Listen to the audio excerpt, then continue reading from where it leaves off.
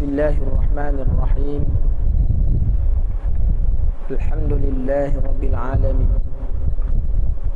Wassalatu wassalamu ala asyrafil anbiya'i wal mursalin wa ala alihi wa sahbihi ajma'in. Rabbi shrah li sadri wa yassir li amri wahlul 'uqdatam min lisani yafqahu qawli. Rabbana iftah bainana wa bain qaumina bil haqq wa anta khairul fatihin wa la hawla wa la quwwata illa billahil aliyyil azim. Subhanaka la ilma lana illa ma 'allamtana innaka antal alimul hakim wa la hawla wa la quwwata illa billahil aliyyil azim. Amma ba'd. Alhamdulillah, kita bersyukur kepada Allah Subhanahu wa taala. Dengan rahmat dan limpah kurnianya kita bertemu lagi dalam majlis yang diberkati oleh Allah Subhanahu wa taala. Mudah-mudahan Allah Subhanahu wa taala menjadikan perhimpunan kita mendapat rahmat dan mendapat keberkatan daripada Allah Subhanahu wa taala, insya-Allah. Tuan-tuan muslimin dan muslimat yang dirahmati Allah, hari ini kita nak membicarakan tajuk yang terakhir dalam masalah imam apabila nak mendirikan solat secara berjamaah. Kita berada pada muka surat 105. Surat 105 106. Dia tajuk dia tu sebahagiannya lah. Yang ini imam seorang yang ummi. Imam seorang ummi. Dah dibicarakan maknanya kategori-kategori ummi ini pada sebelumnya. Yang disebut dengan ummi ini telah dibicarakan pada bahagian yang telah lalu. Hari ini dia nak membicarakan tentang sekiranya seorang makmum mengikut seorang imam yang ummi. Qala musannifu rahimahullahu ta'ala wa nafa'ana Allah bi'ulumihi fi darain. Sekiranya setelah selesai solat ternyata imam seorang ummi, maka menurut pendapat yang paling sahih dia dihukumkan sama seperti seorang perempuan. Dihukumkan sama seperti mana seorang perempuan. Makmum yang boleh membaca Al-Quran wajib mengulangi solatnya berdasarkan kepada pendapat iaitu qaul jadid yang menegahnya berimamkan seorang ummi. Persamaannya kedua-dua mempunyai kekurangan masing-masing. Jadi ini dalam mazhab Asy-Syafi'i, tuan-tuan, dia ada qaul qadim dan qaul jadid. Ketika mana Imam Syafi'i dia berada di Iraq ataupun di Baghdad, maka dia menggunakan fiqh yang alirannya ialah qaul qadim. Jadi apabila Imam Syafi'i dia berpindah ke Mesir, kerana di Mesir ni dia punya waqi' dia, keadaan dia, masyarakatnya berbeza, maka timbullah dalam fatwa-fatwa Imam Syafi'i ini dia menggunakan qaul jadid. Makna berbeza sebab antara Iraq, Baghdad dengan Mesir ni dia punya kedudukan dia berbeza. Jadi hukum nanti dia jadi tidak sama. Jadi tak sama. Jadi mengikut pendapat qaul jadid daripada Al-Imam Syafi'i, kiranya seorang itu dia mengikut seorang imam yang ummi, dia maka hukumnya sama macam seorang itu dia berimamkan seorang perempuan. Maka hendaklah dia mengulang semayang dia semula. Mengulang semayangnya. Maka menurut pendapat yang kedua, iaitu pendapat yang dhaif daripada kalangan ulama, masalah ini sama seperti seorang imam yang berjunub, kerana berjunub merupakan sesuatu yang tersembunyi. maka makmum tidak perlu mengulang semayang. Jadi kalau pendapat yang lain mengatakan orang yang mengikut imam yang ummi ini, dia tak perlu, maknanya mengulang solat lagi. Sebab apa? Dia kata seorang yang ummi ini tersembunyi dari sudut sifat dia. Tapi pendapat yang pertama ni dia lebih jelas. Kerana apa? Seorang ummi ni dikira sebagai seorang ummi ni ialah salah satunya ialah dalam bacaan. Jadi bila kita baca ni, seorang imam dia baca, makmum boleh dengar bacaan imam. Sama ada dia ni orang yang fasih ataupun tidak, dia boleh didengar. Sama juga hukumnya seorang yang semayang kalau dia ikut perempuan. Perempuan itu dia ikut imamnya perempuan. Imam perempuan ni boleh dilihat. Kalau sekiranya suara macam lelaki pun, tubuh badan mesti tetap lagi boleh dilihat. Bentuk tubuh badan masih lagi boleh dilihat.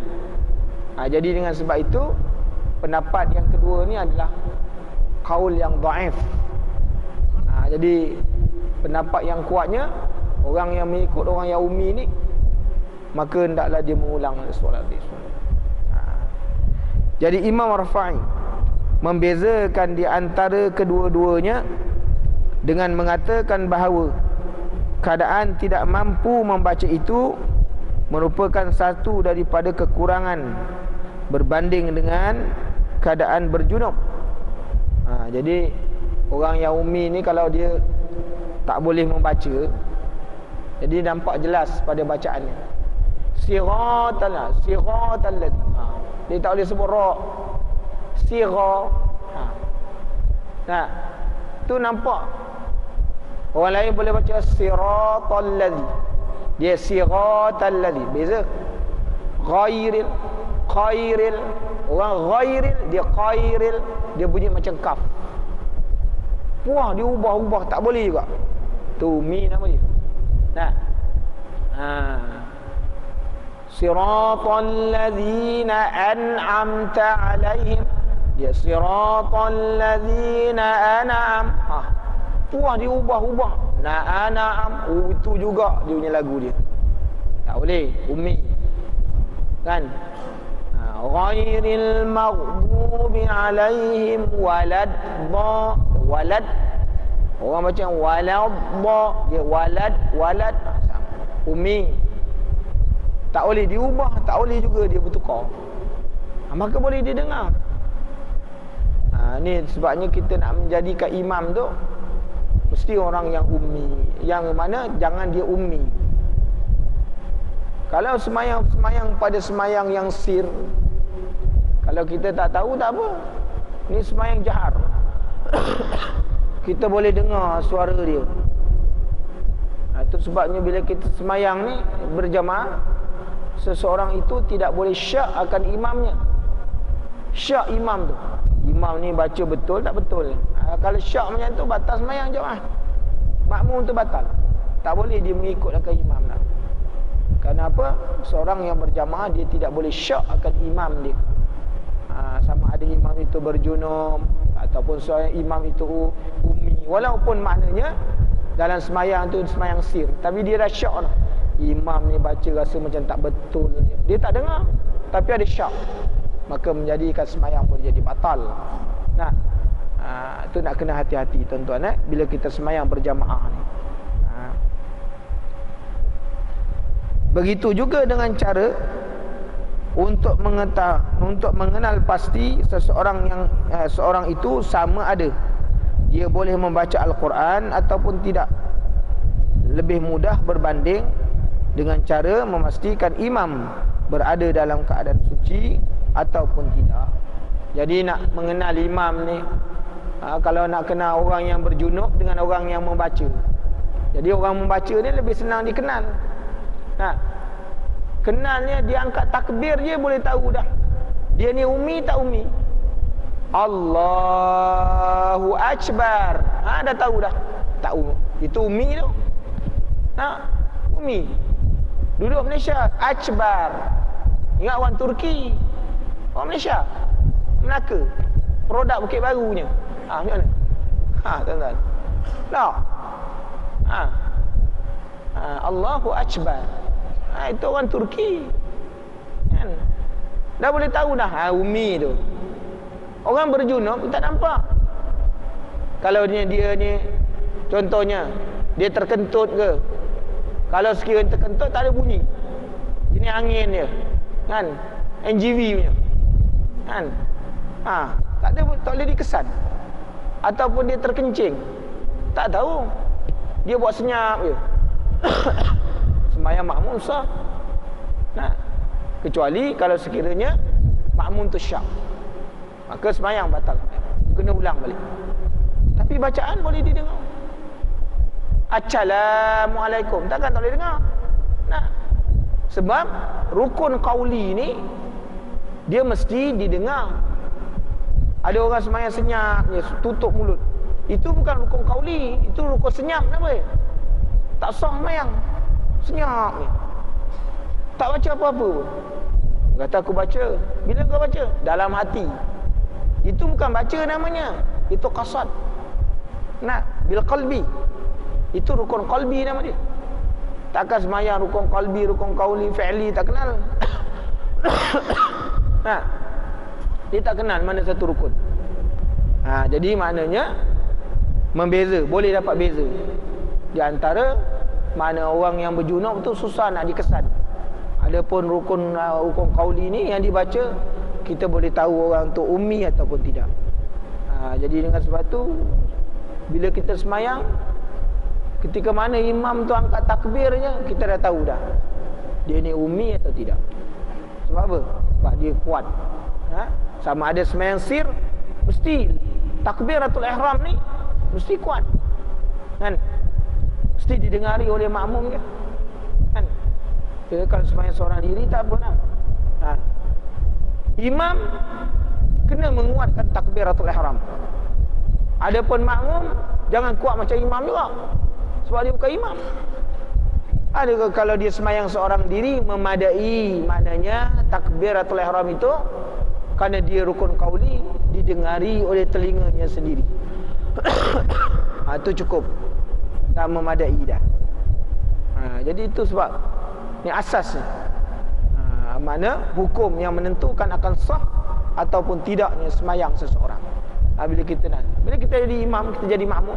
Makmum tu kena tahu macam syarat yang membatalkan seorang imam, yang membatalkan dia kalau mengikut imam. Dia kena tahu. Supaya apa? Bila dia mendirikan solat itu jadi sah pada hukum syarak. Adapun pahala, tak ada pahala, itu bukan urusan kita. Ini urusan Allah Subhanahu Wa Taala. Okey.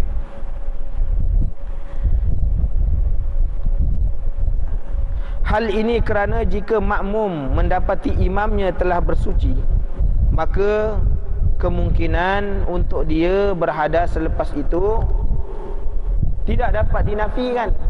Orang yang dah bersuci ya, kemungkinan kalau dia berhadas balik boleh. Kemungkinan waktu dia sujud air kencing keluar. Mungkin kan? Kerana dia kencing tu kerana tak tus. Tak benar-benar tu. Jadi kemungkinan kalau dia terbatuk atau waktu dia sujud dia bergerak, mungkin air kencing boleh keluar. Tapi kita tak tahu, imam je lah yang tahu kan. Berbanding dengan masalah apabila makmum mendengar bacaan imam yang ummi, dia terus dapat mengetahui keadaan imamnya itu. Jadi bila kita bacaan, kita boleh dengar. Kalau tak boleh pada sembahyang sir, kita tak boleh dengar bacaan imam Fatihahnya, tapi kita dah boleh dengar takbiratul ihramnya. Kita dah boleh dengar salam dia. Salam mesti dengar. Kan? Assalamualaikum. Assalamualaikum. Tu dah hilang. Hilangnya apa? Alif lam tu hilang. Dia menyebut assalamualaikum. Assalamualaikum. Selam. Tak sah tuan-tuan. Itu rukun qauli. Maknanya menggugurkan huruf pada rukun qauli itu menyebabkan rukun pada sesuatu rukun qauli itu jadi batal. tinggalkan. Contohnya assalam ni dia mula alif lam sin lam alif mim. Mesti sebut jelas assalam. Ni salam, salam. Nah, alif lam dua huruf hilang. Batal. Ataupun dia menukarkan as-salam jadi sad. Jadi pada sin jadi sad. Batal juga. Jadi kita dah tahu dah ummi tak ummi tu. Jadi ni kita boleh kesan tuan-tuan. Itu sebabnya bila kita semayang tu kita kena pastikan tu. Assalamualaikum. Itu dah memadai dah. Warahmatullah tak ada pun hukumnya dah sah dah. Kan?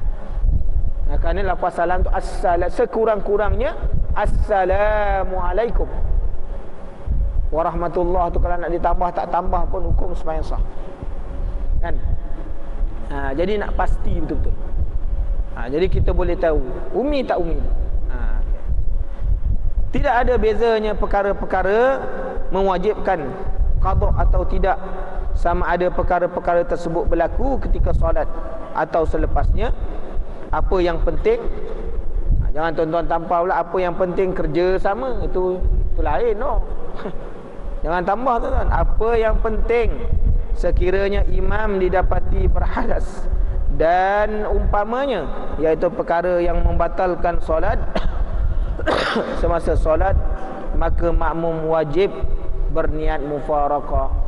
Jadi kalau sekiranya seorang makmum dia ikut semayang, dia ikut semayang, kalau sekiranya dia dengar pada waktu takbiratul ihram, semayang sir zuhur asar, dia dengar waktu takbiratul ihram jadi imam tu dah tak betul dah, maka dia boleh keluar terus. Dia keluar terus. Kalau didapati sekiranya makmum itu berhadas ataupun menanggung najis waktu tengah semayang, maka dia boleh niat mufaraqah supaya semayang dia tidak terbatal. Jadi ada jalan-jalan keluar tu. Bila kita mendirikan solat ni, ada jalan-jalan keluar untuk mengatasi masalah-masalah kiranya berlaku dalam semayang. Dan dalam syarak semayang tidak membenarkan. Islam tidak membenarkan orang bila semayang keluar saja-saja tanpa ada sebab yang mengizinkan untuk dia meninggalkan. Tak boleh. Kerana apa? Innama ju'ilal imam liyutamma bih. Dijadikan imam itu untuk ikutan. Jadi jangan main pakai mufaraqah sebarang-sebarang. Ada sebab-sebab yang tertentu yang dibenarkan syarak, maka boleh mufaraqah. Kalau tidak, mufaraqah saja-saja hukumnya berdosa. Dia gitu tuan-tuan. Muslimin dan muslimat yang dirahmati Allah. Maka dia kata makmum wajib berniat mufaraqah ketika ia mengetahui perkara tersebut. Imam Nawawi di dalam Majmu' berkata dia perlu meninggalkan ikutan dengan imam mutaba'ah secara pasti. Jadi kita nak meninggalkan imam, kita nak berkekal dengan imam ni waktu semayang ni, nak menentukan imam batal atau tidak batal, maka tidak boleh tidak. Ilmu adalah satu perkara yang penting tuan-tuan. Bagaimana nak dapat ilmu? Tidak boleh tidak, mesti belajar. Tak ada belajar, ilmu tak boleh dapat. Sebab ilmu ni tuan-tuan dalam bab agama ni tafaqahu fid din. Tafaqquh. Dia mesti menuntut. Ilmu ni mesti dituntut. Kan tak? Dia sebab kerana dia tak boleh dibaca. Kita baca sendiri-sendiri. Tafaqahu fid din. Kan? Mesti ada orang yang pergi menuntut. Kecuali kalau sekiranya kita dah belajar, dah ada asas benda-benda yang macam tu, untuk menambah tu lain. Kan? Dalam agama ni mesti dituntut, ilmu mesti dicari. Sebab kita baca, kefahaman baca dengan kefahaman bila kita menuntut dengan guru ni, dia berbeza. Dia berbeza, tak sama. Jadi dengan sebab itu perlulah ilmu ni dituntut. Kerana kita baca tak faham, ataupun kita punya tafsiran itu salah. Akhir zaman orang banyak jenis baca sendiri. Tak faham, tak nak baca, tak nak tanya guru. Fas'alu ahla zikri Nah, dia tanya dia punya handphone dia, tanya handphone, cari dalam Google kan, cari dalam Facebook, cari maklumat tu, cari tak benar. Jadi kita kena menuntut. Sebabnya tafaqquh ni, ilmu yang didapat dengan cara tafaqquh ni, dia mesti hidup sepanjang masa. Tak kira dah kita tafaqquh ni, kita duduk dalam satu jangka masa yang lama, 3 tahun, 4 tahun, tiap-tiap hari belajar. Ini juga dinamakan tafaqquh. Makna datang seminggu sekali belajar, seminggu sekali belajar. Itu tafaqquh juga. Belajar sikit-sikit tafaqquh. Supaya apa? Faham tuan-tuan. Okey. Masuk kepada tajuk yang baru, ada adab imam dan makmum. Jadi bila kita nak mendirikan solat ini tuan-tuan, solat jamaah ni, imam ada adab dia, makmum tu ada adab dia. Kan? Ini nak menjaga adab ni adalah satu perkara yang penting. Maka ada adab imam sebelum solat. Imam ni nak dirikan solat, dia ada adab dia. Yang pertama, memelihara kesucian diri. Kita jadi imam, memelihara kesucian diri. Imam hendaklah memperelokkan kesucian dirinya daripada hadas kecil atau hadas besar. Begitu juga daripada najis. Perkara-perkara di bawah termasuk di dalam perbuatan memperelokkan kesucian diri daripada hadas kecil, iaitu itu sebabnya tuan-tuan, apabila seorang imam ni, dia adab ini adalah satu perkara yang penting. Kerana adab ini ditengok oleh orang ramai. Sebab imam ni dia berada pada satu tempat yang tinggi. Dia jadi perhatian manusia. Dia dipelihat oleh manusia. Terutamanya dalam semayang. Itu sebabnya imam kalau dia nak ambil semayang ni, jangan di tempat yang terbuka. Adab. Jangan di tempat yang terbuka. Sebab apa tuan-tuan? Kalau sekiranya dia ambil semayang ni, dalam bab bersuci ni, dia mengambil pada tempat yang terbuka, nascaya kalau dia melakukan sesuatu kesalahan, maka akan terlihat akan keaibannya, akan terlihat pada aib dia. Jadi bila orang lihat aib imam ni, jadi bila orang semayang ni, dia akan berkata-kata. Ada? Itu sebabnya kalau tuan-tuan pergi ke Mesir tau, di Mesir ni, tuan-tuan pergi ke masjid-masjid besar dia, imam ni kalau kita masuk tandas, ada satu bilik air yang orang tak boleh masuk. Memang dikunci dengan mangga. Kita kata, ni syekh, ni asal tak buka. Ini bitak imam. Ni imam punya bilik air, orang tak boleh masuk. Sampai begitu sekali tuan. Tempat wuduk dia pun orang tak boleh masuk. Kenapa? Terjaga dari sudut adab dan kehormatan dia. Mana kalau dia melakukan benda-benda yang aib tu, aib ni maksudnya bukanlah perkara-perkara keji. Maknanya aib sebagai seorang imam tu kerana tak buat sunnah, tidak melakukan sunnah. Bagi orang awam tu tengok, itu aib dah bagi seorang imam. Jadi dengan sebab itu dia terasing. Bila air dia tak boleh masuk, dia akan masuk tu dikunci. Jadi kalau tuan-tuan jadi imam tu, pada satu masjid, pada satu tempat, orang lantik tuan-tuan jadi imam, dia kena ada tempat wuduk kita yang orang lain tak boleh masuk, tak boleh tengok, tak boleh tumpang sama, guna sama, tak boleh. Bukan masuk haram, haram dah jadi berdosa pula. Anak. Tapi dari sudut adab. Kan? Sebabnya kita nak masuk bilik-bilik dia tu tak boleh. Dia tak benar kan masuk. Kan? Tak benar kan? Orang yang tertentu je dia bagi masuk. Waktu kita nak talaki Quran ni, kita janji dengannya, nanti dipanggil. Aku tunggu dekat mimbar kata. Datang kat situ. Datang situlah. Dia tak bagi masuk bilik dia, tuan-tuan. Itu sekohnya dia tu. Sekoh. Dia sekoh dia tu, sebab tu dia dipandang mulia tu. Hebat. Ada. Apatah lagi kiranya dalam bab-bab bersuci. Kan? Ni dia kata Pak Imam ni tak ikut sunnah betul. Nak semayang, ambil air semayang lebih-lebih kurang je. Doa pun tak ada, basuh tangan tak ada. Nah, apa Pak Imam ni? Maka akan timbul fitnah. Jaga timbul fitnah, tuan-tuan. Maka dia kata yang pertama, melakukan sunat-sunat wuduk seperti berikut. Bila kita ambil wuduk, sebenarnya ini bukan untuk imam je. Seorang imam lebih-lebih lagi dia kena jaga bab ni.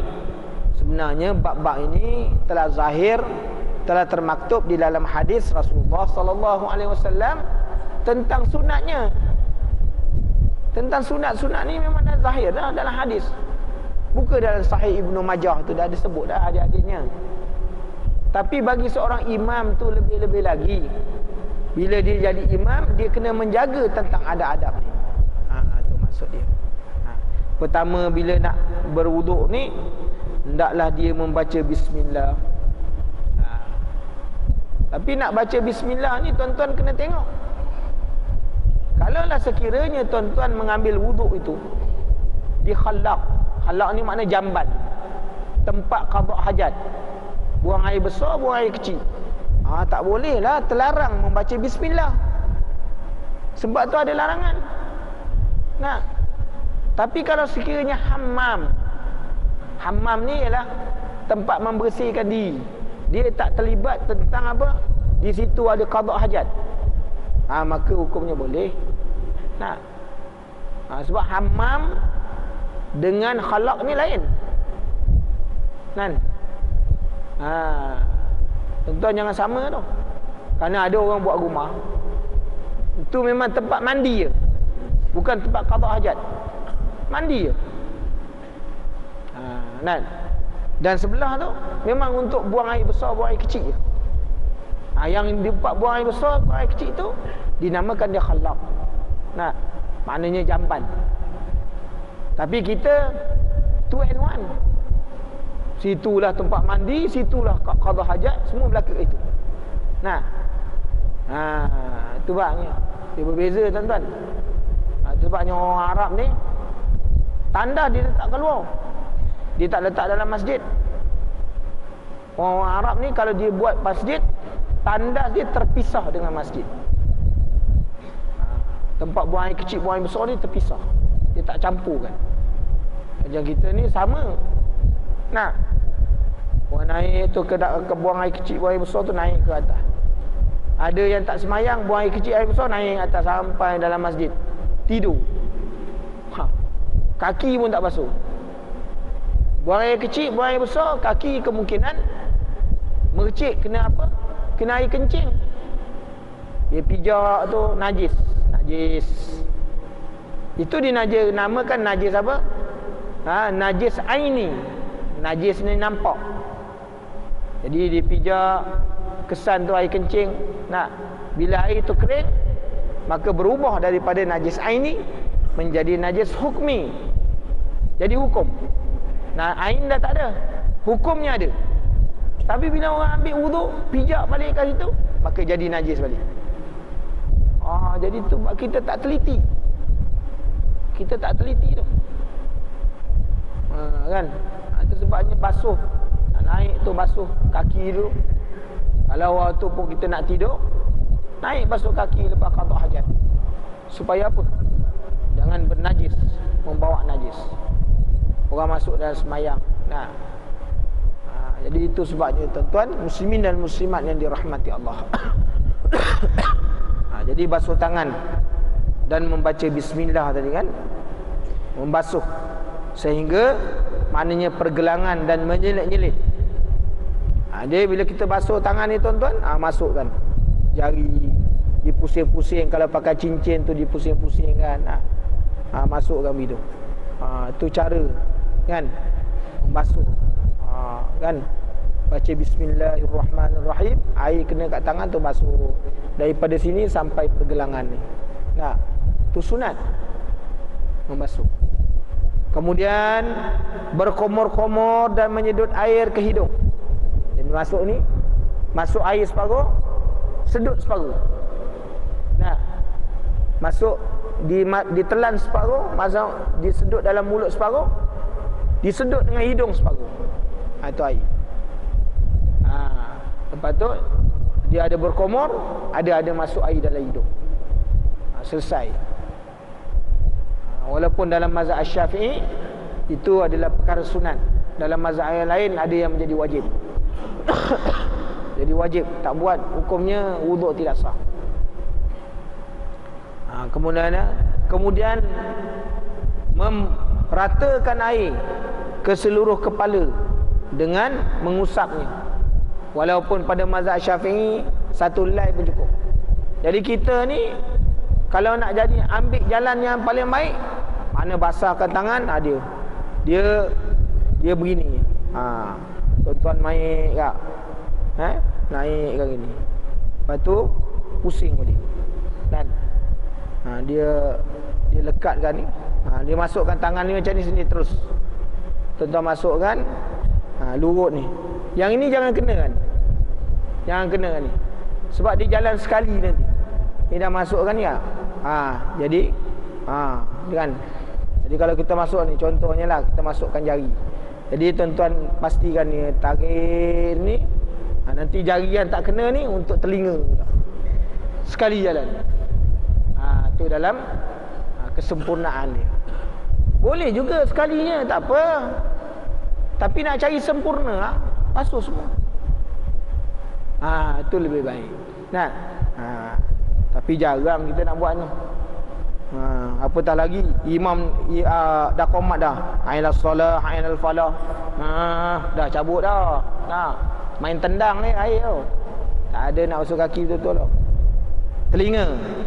Ni dipisahkan tu telinga. Sebenarnya sekali je jalan. Kan? Okey. Bagi orang yang ada maknanya janggut dia. Janggut tebal tak tebal. Istilah tebal tak tebal janggut ni tuan-tuan, apabila ditengok daripada depan. Orang tengok daripada depan ni, nampak tak kulit bawah dagu? Kalau ditengok daripada depan tak nampak dia punya kulit dia lagi, maka itu tebal nama dia. Tapi kalau ni nampak sampai ke gongkong ni, itu selai ya. Tu basuh terus. Yang ni kalau sekiranya dia panjang, kita tengok macam ni tak nampak kulit bawah dagu ni, maka dia selit dia, masukkan jari-jari dia masuk. Ni kalau orang yang lihyah dia tebal-tebal macam tu macam mana? Dia masukkan tu. Jangan pergi tuang air. Ada yang mati kelemasan. Ini nak ikut semua tuang air macam ni. Sekarang mabuk pula kau. Susah tak sebenarnya. Dia masukkan air. Tak perlu tuan-tuan. Kerana itu dikira sukar. Dalam bab sukar tu. Tak perlu kita menyusah-nyusahkan diri. Kemudian apa? Mendahulukan anggota yang kanan kecuali muka dan kepala. Dan mengulangi basuhan sebanyak 3 kali berturut-turut. Sebenarnya sekali pun memadai. Dalam bab basuhan ni sekali pun memadai. Kalau cukup sekali cukup. Tak cukup 3 kali lah. Jadi basuh 3 kali. Dan doa. Ini jarang. Bab doa ni ni jarang. Banyak yang fail. Bab doa ambil wuduk. Hatta bila tanya dalam temu duga imam-imam ni, suruh dia baca doa ambil semayang pun tak dapat. Cuba baca doa ambil wuduk, ada ke doa? Dia tanya kita pula, Lama dah semayang, nak ambil wuduk pun tak tahu. Dia tak tahu tuan-tuan. Sebab tak pernah buat kan? Jadi tu kena tahu. Baca doa ambil wuduk kan? Menghadap kiblat. Kerana besar kepahalanya orang yang mengambil wuduk kemudian membaca doa, maka Allah Ta'ala mengampunkan dosa dia. Kita jangan nak buat. Tuan-tuan bayangkan, sembahyang itu sebagai penghapus dosa. Orang berwuduk itu dah menggugurkan dosa. Apatah lagi kalau dia ambil sembahyang, dia berdoa. Doa itu menghindarkan dia, doa wuduk itu menghindarkan dia daripada api neraka Allah Ta'ala. Tengok tuan-tuan, sembahyang tu, tengok fungsi sembahyang tu bermula daripada wuduk dia sampai dia kepada selesai sembahyang. Nah, dia tidak sama seperti mana ibadat zakat, tak sama seperti mana ibadat haji, tak sama seperti mana ibadat puasa. Itu sebab sembahyang tu dijaga betul-betul. Rasulullah cukup mengambil berat tentang masalah sembahyang. Kenapa? Sembahyang itu adalah ibadat yang pertama yang akan dihitung oleh Allah Ta'ala di akhirat. Bukan zakat, bukan puasa, bukan haji, tapi ibadat solat yang akan dihitung awal-awal. Itu sebabnya kita kena memastikan bila kita mendirikan solat ni, solat tu betul-betul dilakukan. Sama ada solat dari segi lahirnya, solat dari segi batinnya. Sebab solat ni terdiri daripada dua unsur.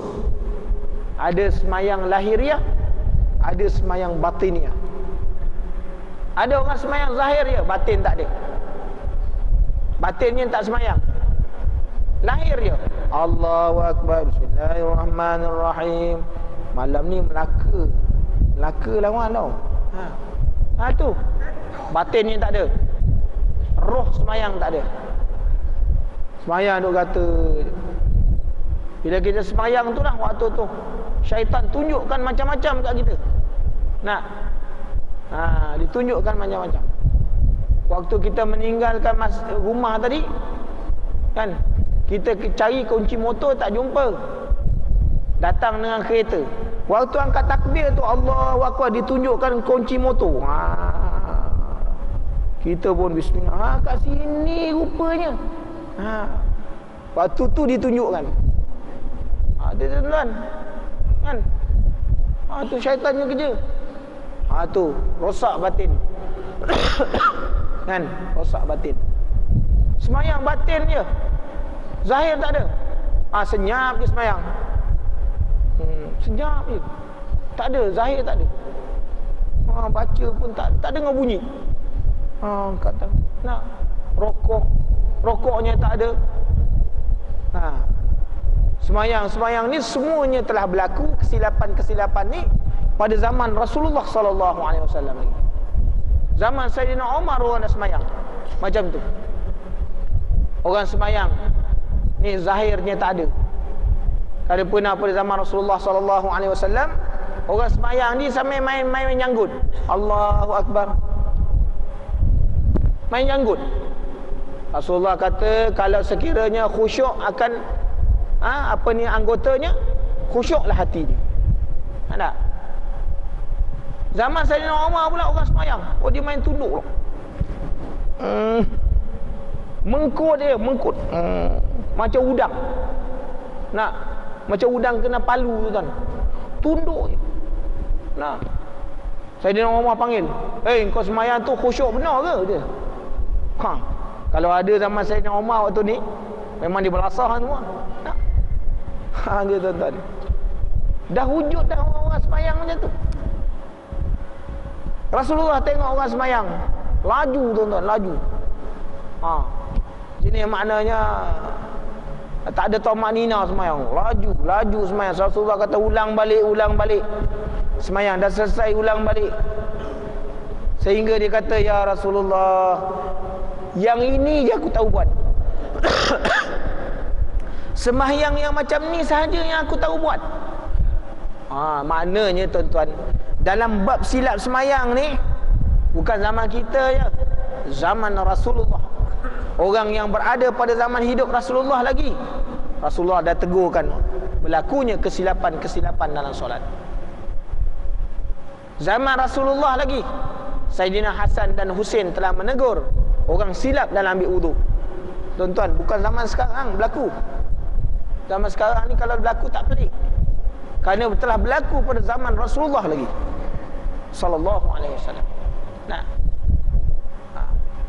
dalam masalah orang keliru tentang akidah, nah, bukan zaman kita berlaku, zaman Sayyidina Umar lagi orang dah berlaku. Nah, Allah Ta'ala buat apa waktu ni? Dah keliru dah akidah dah. Bukan zaman sekarang. Masalah Wahabi, masalah Syiah, bukan sekarang. Jangan pelik. Zaman Sayyidina Umar lagi dah ada. Kan? Orang menentang hukum Allah Ta'ala. Bukan zaman ni tuan-tuan berlaku. Jangan pelik. Zaman Rasulullah lagi orang dah ada, orang menentang hukum Allah Ta'ala. Sebab jangan pelik. Jadi apa kita nak buat? Memantapkan dari sudut ilmu. Baru betul datang belajar. Belajar pula kena pastikan dengan guru-guru yang betul-betul. Sebab dalam di Melaka ni menular pula masalah. Di Melaka ni menular pula masalah guru-guru yang membawa fahaman. Mengajar bawa fahaman lah, bawa Syiah, bawa Wahabi. Allah, pening kepala kita. Bila mengajar masukkan maknanya ajaran-ajaran Syiah di dalam mengajar.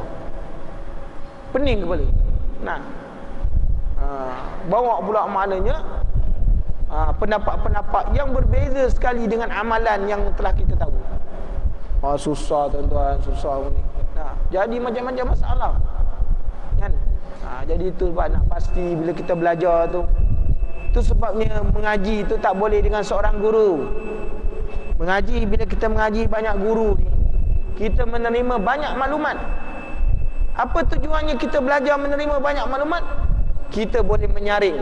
Guru ni cakap mana, guru ni cakap macam ni. Kita boleh menyaring maklumat. Kita tengok, ini sesuai tak? Sesuai tak? Itu kita boleh maknanya menapis tuan-tuan, muslimin dan muslimat yang dirahmati Allah. Jadi supaya kita faham tuan-tuan, muslimin, insya-Allah kita sambung lagi bicara kita pada masa yang ditentukan oleh Allah Subhanahu wa taala, insya-Allah. Bismillahirrahmanirrahim. Alhamdulillahi rabbil alamin, wassalatu wassalamu ala asyrafil anbiya'i wal mursalin wa ala alihi wa sahbihi ajma'in. Allahumma zidna wa la tanqusna wa akrimna wa la tuhinna wa a'tina wa la tahrimna wa athirna wa la tu'sir alaina wardina warda 'anna. Subhanakallahumma wa bihamdika asyhadu an la ilaha illa anta astaghfiruka wa atubu ilaik. Subhana rabbika rabbil izzati amma yasifun wa salamun 'alal mursalin walhamdulillahi rabbil alamin. Barakallahu fikum. Assalamu alaikum warahmatullahi